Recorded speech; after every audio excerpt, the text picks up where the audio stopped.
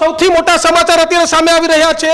News room પર બેઠકને લઈને સૌથી મોટા સમાચાર સાયબર માફિયાઓ પર આવતીકાલે વહેલી સવારથી જ રાજ્યના પોલીસ વિભાગની સર્જિકલ સ્ટ્રાઇક બોલવાની છે। તમામ જગ્યાએ સાયબર માફિયાઓ પર ઓપરેશન મ્યુલ 0.2 ના આદેશ છે તે હર્ષ સંઘવી દ્વારા આપવામાં આવ્યા છે।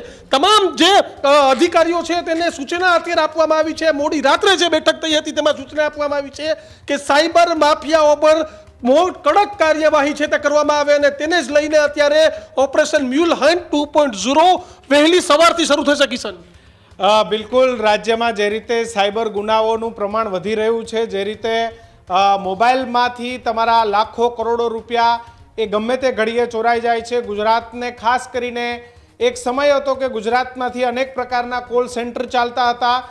અમેરિકા સુધીની ઠગાઈ એ ગુજરાતમાંથી કરવામાં આવતી હતી, પરંતુ સમય ચક્ર એવું ફર્યું કે અત્યારે ગુજરાતમાંથી દર મહિને 500 કરોડ કરતાં પણ વધારે સાયબર ઠગાઈ થાય છે। એટલે ગમે તે ઘડીએ તમારા મોબાઈલમાંથી એક ફોન આવે અને પૈસા કપાઈ જાય છે।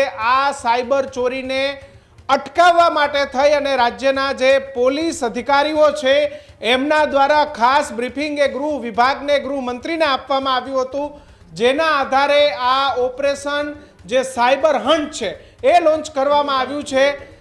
તમામ જિલ્લાઓની અંદર સાયબર પોલીસ સ્ટેશન લાંબા સમયથી છે। ત્યારબાદ રાજ્ય સરકાર દ્વારા સાયબર માફિયાઓને રોકવા માટે સાયબર એક્સલન્સની પણ સ્થાપના કરવામાં આવી હતી, પરંતુ એમ છતાં પણ જે સાયબર ક્રાઇમ છે દિન પ્રતિદિન ગુજરાતમાં વધી રહ્યો છે।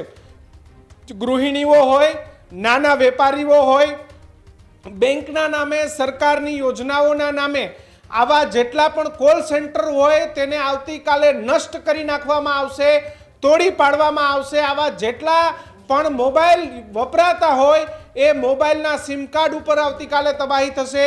તમામ જગ્યાએથી ટ્રેસિંગ કરી અને ગુજરાતમાં જે કોઈ લોકો, નાના માણસોનું, વેપારીઓનું, પેટીએમના નામે, ફોનપેના નામે જે કોઈ રીતે સાયબર અપરાધો વધી રહ્યા છે, ક્યાંક બેન્કિંગનો ડેટા લીક થાય છે અને આવી જે વસ્તુઓ છે એને કેવી રીતે અટકાવી તેના માટે થઈ અને સાયબર જે હન્ટ છે પ્રોગ્રામ, આ પ્રોગ્રામને અત્યારે લોન્ચ કરવામાં આવ્યો છે। રાજ્યના તમામ પોલીસ કમિશનરો, તમામ superintendent of police, range IG, ADG, DIG કક્ષાના તમામ અધિકારીઓને હર્ષ સંઘવી દ્વારા ખાસ આ બ્રીફિંગમાં બોલાવવામાં આવ્યા હતા અને તેમાં તમામ લોકોને એક ઝાટકે સાયબર માફિયાઓનું